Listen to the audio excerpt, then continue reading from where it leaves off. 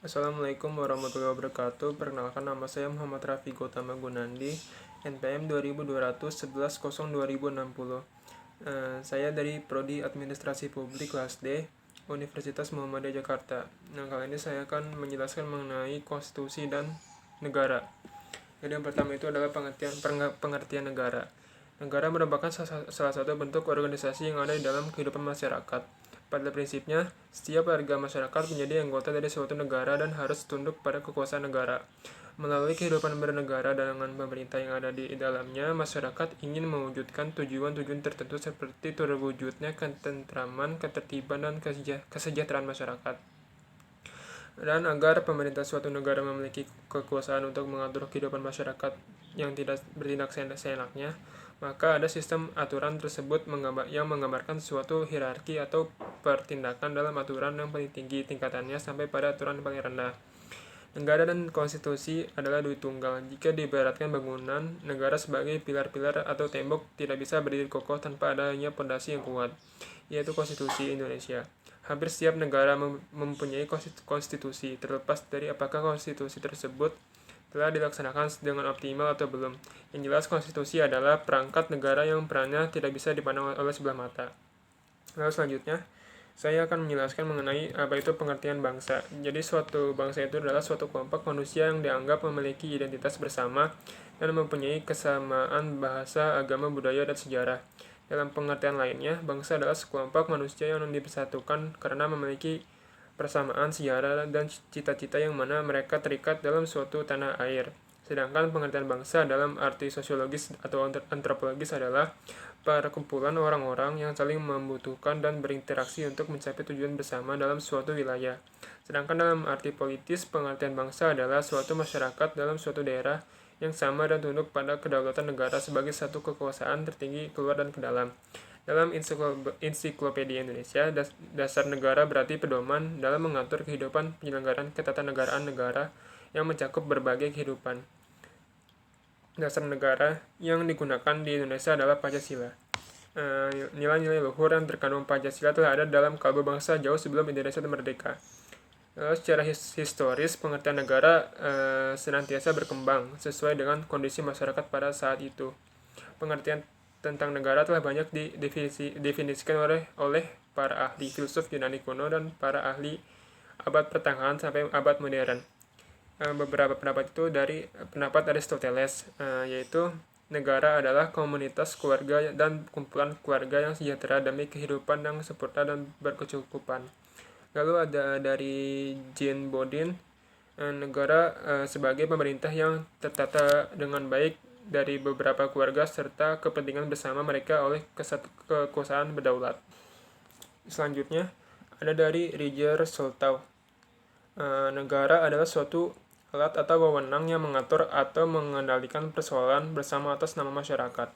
Lalu ada dari Robert M. McIver. Negara adalah asosiasi yang menyelenggarakan penertiban dalam suatu wilayah berdasarkan sistem hukum diselenggarakan oleh pemerintah dan diberi kekuasaan secara memaksa. Lalu ada dari Miriam Budiarjo. Negara adalah suatu daerah teritorial yang rakyatnya diperintah oleh sejumlah pejabat dan berhasil menuntut dari warganya untuk ketaatan melalui kekuasaan yang sah. Plato juga berpandangan bahwa negara organik bukanlah rakyat semata yang menjadi badan politik, juga bukan orang-orang yang dua. Selanjutnya itu ada teori terjadinya negara.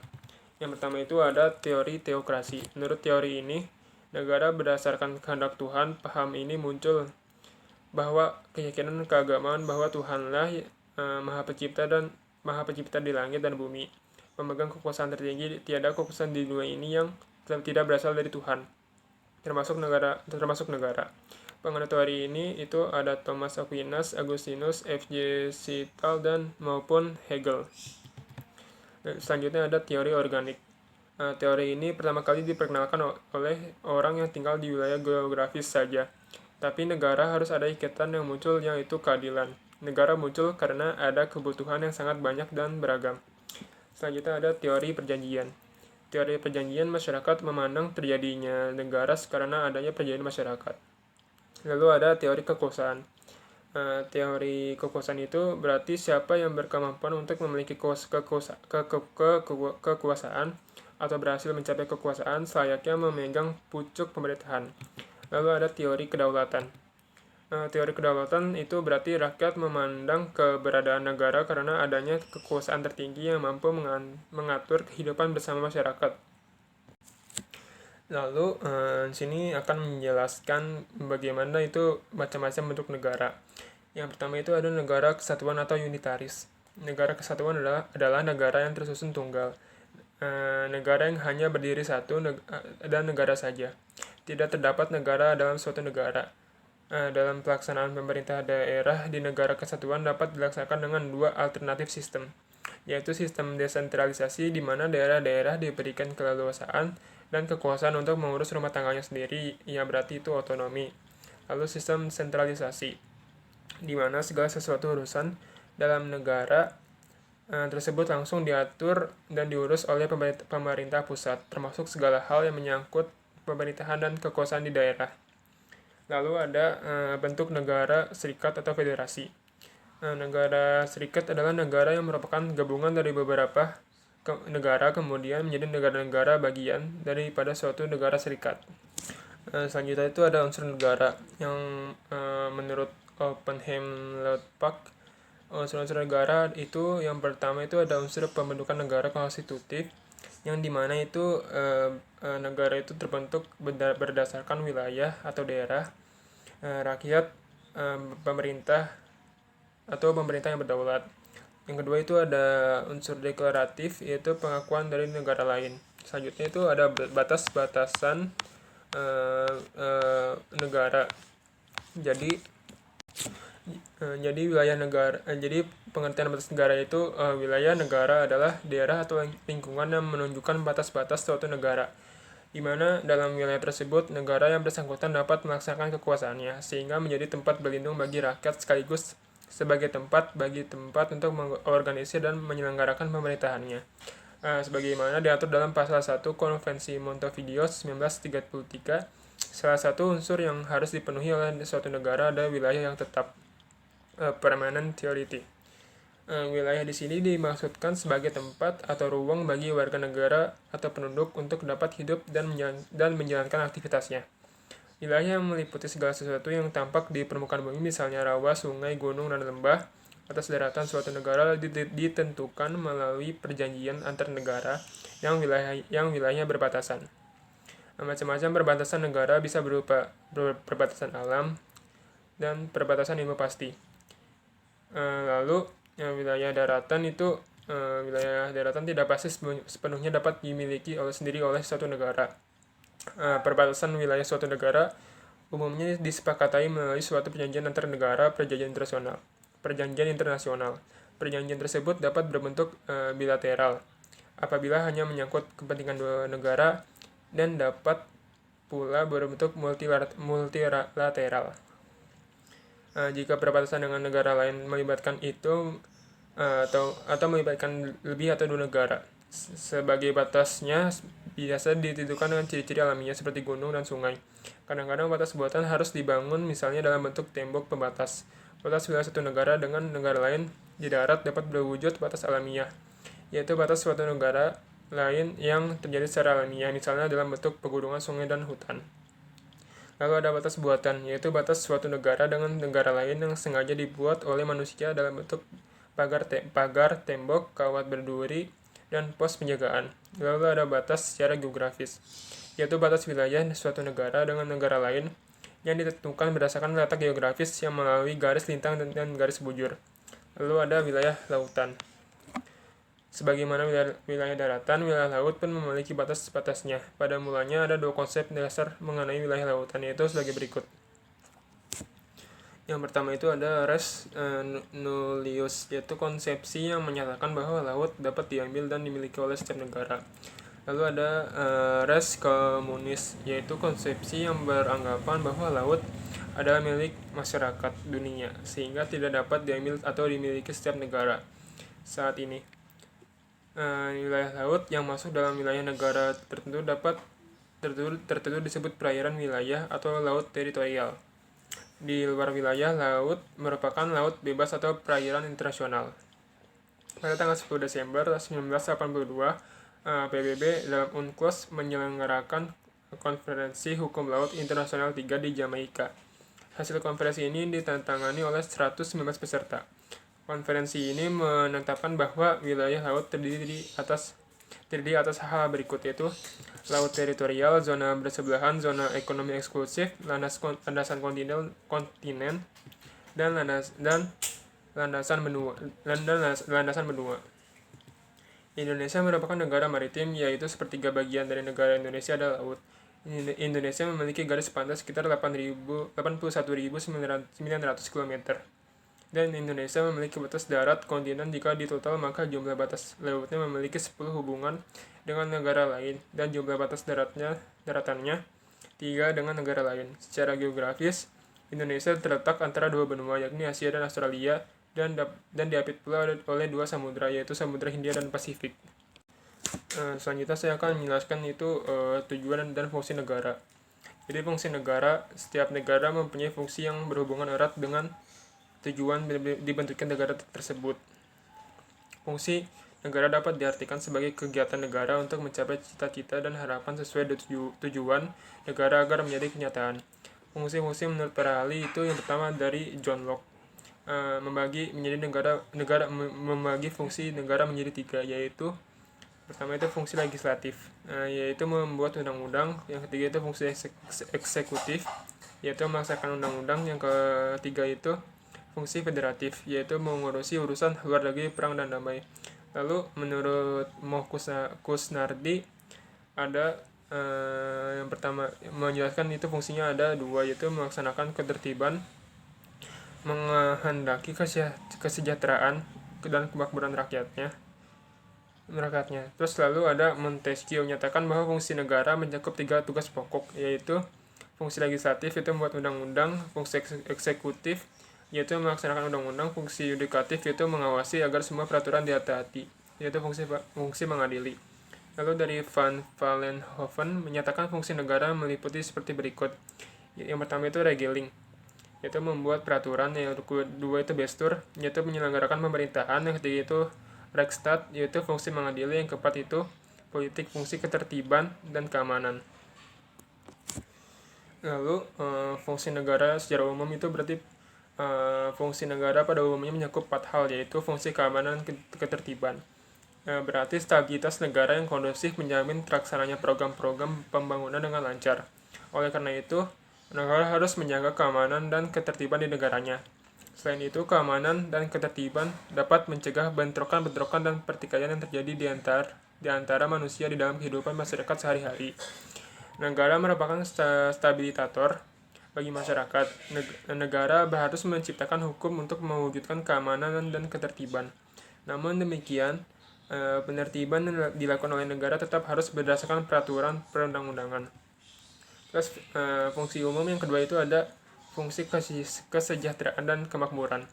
Suatu negara dibentuk dengan tujuan untuk menciptakan kesejahteraan dan kemakmuran rakyat. Oleh karena itu, negara berfungsi untuk berusaha sebaik-baiknya menciptakan kesejahteraan dan kemakmuran rakyat. Usaha tersebut antara lain dengan pembangunan di segala bidang dan menciptakan sistem ekonomi demi tercapainya kesejahteraan dan kemakmuran. Lalu yang ketiga itu ada fungsi pertahanan. Fungsi pertahanan negara sangat penting bagi kelangsungan hidup bangsa dan negara. Pertahanan negara akan menentukan bertahan atau tidaknya sebuah bangsa dan negara. Fungsi ketahanan negara berkaitan dengan pertahanan dari serangan negara lain. Oleh karena itu, diperlukan pengadaan alat pertahanan negara serta personil keamanan yang terlatih dan tangguh. Terus selanjutnya ada fungsi keadilan. Fungsi negara terakhir itu adalah keadilan. Keadilan bagi setiap warga negara harus ditegakkan tanpa membeda-bedakan setiap masyarakat. Oleh karena itu, dibentuklah badan-badan peradilan negara yang menjamin keadilan setiap warga negara. Usaha yang dapat dilakukan antara lain memberikan keputusan yang adil dalam hukum. Jika keadilan tidak ditegakkan, akan muncul gejolak dalam masyarakat yang justru akan mengganggu keamanan negara. Sebaiknya, jika keadilan ditegakkan, akan muncul kehidupan masyarakat yang dinamis dan harmonis. Selanjutnya ada pengertian tujuan negara. Setiap warga negara yang berdiri pasti mempunyai tujuan tertentu, di mana tujuan negara yang satu dengan yang lainnya adalah berbeda-beda. Hal ini disebabkan oleh penguasa negara yang sedang memerintah, sebab negara berdiri bertujuan untuk mencapai kebahagiaan bersama semua orang yang masuk dalam organisasi negara tersebut. Tujuan negara menurut para ahli itu dari Roger H. Scholtau. Tujuan negara adalah mengembangkan agar rakyat berkembang serta mengembangkan daya ciptanya sehebat mungkin. Lalu ada dari J. Baran, mengklasifikasikan tujuan negara dalam dua hal, yaitu tujuan sebenarnya adalah memelihara keamanan, ketertiban, dan penyelenggaraan kepentingan umum. Lalu yang kedua itu tujuan tidak sebenarnya, yaitu pertahanan diri dari berkuasa untuk tetap berada dalam kedudukannya.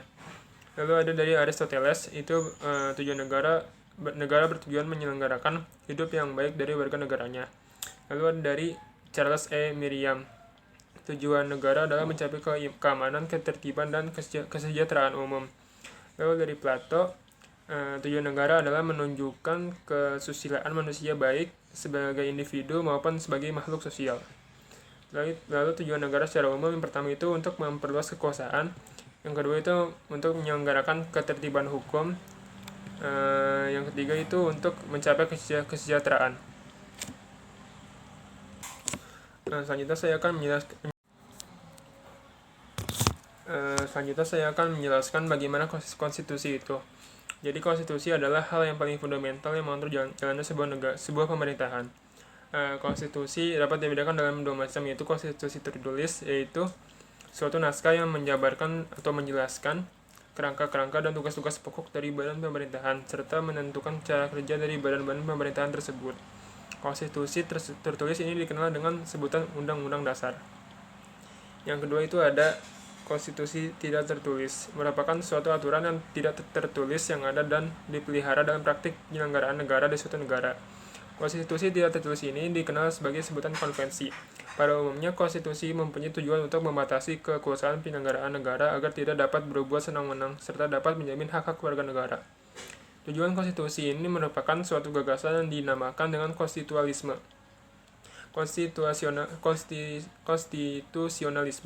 Maksud dari konstitusionalisme adalah sebuah gagasan yang memandang 25 penyelenggara pemerintah sebagai suatu kumpulan kegiatan yang diselenggarakan oleh dan atas nama rakyat. Lalu itu ada unsur-unsur konstitusi. Menurut Safronin Lohman ada 3 unsur yang terdapat dalam konstitusi, yaitu konstitusi sebagai perwujudan perjanjian masyarakat atau kontrak sosial, sehingga menurut pengertian ini konstitusi yang ada merupakan hasil konklusi dari persepakatan masyarakat untuk membina negara dan pemerintahan yang akan mengatur mereka. Lalu yang kedua itu ada konstitusi sebagai piagam yang menjamin hak-hak asasi manusia. Berarti perlindungan dan jaminan atas hak-hak manusia dan warga negara, yang sekaligus penentuan batas-batas hak dan kewajiban baik warga negaranya maupun alat-alat pemerintahnya. Yang ketiga ada konstitusi sebagai forma regimenis, yaitu kerangka bangunan pemerintah. Pendapat lain dikemukakan oleh Sri Sumantri yang menyatakan bahwa materi muatan konstitusi dapat dikelompokkan menjadi 3, yaitu pengaturan tentang perlindungan hak asasi manusia dan warga negara. Yang kedua itu pengaturan tentang susunan ketatanegaraan suatu negara yang mendasar. Yang ketiga pembatasan dan pembagian tugas-tugas ketatanegaraan yang juga mendasar. Jadi simpulannya itu berdasarkan uraian pada pembahasan dapat disebutkan beberapa hal sebagai berikut. Yang pertama, negara merupakan suatu organisasi di antara sekelompok atau beberapa kelompok manusia yang secara bersama-sama mendiami suatu wilayah. Yang kedua, konstitusi diartikan sebagai peraturan yang mengatur suatu negara, baik yang tertulis maupun tidak tertulis. Konstitusi memuat aturan-aturan pokok fundamental yang menopang berdiri suatu negara. Yang ketiga, antara negara dan konstitusi mempunyai hubungan yang sangat erat, karena melaksanakan konstitusi pada dasarnya juga melaksanakan dasar negara. Yang keempat, Pancasila merupakan filosof Grundslag dan common platforms atau kalimatun sawa. Pancasila sebagai alat yang digunakan untuk mengesahkan suatu kekuasaan dan mengakibatkan Pancasila cenderung menjadi ideologi tertutup, sehingga Pancasila sebagai konstitusi melainkan UUD 1945 yang menjadi konstitusi Indonesia. Sekian video PKN ini saya buat. Mohon maaf jika ada kesalahan kata. Wassalamualaikum warahmatullahi wabarakatuh.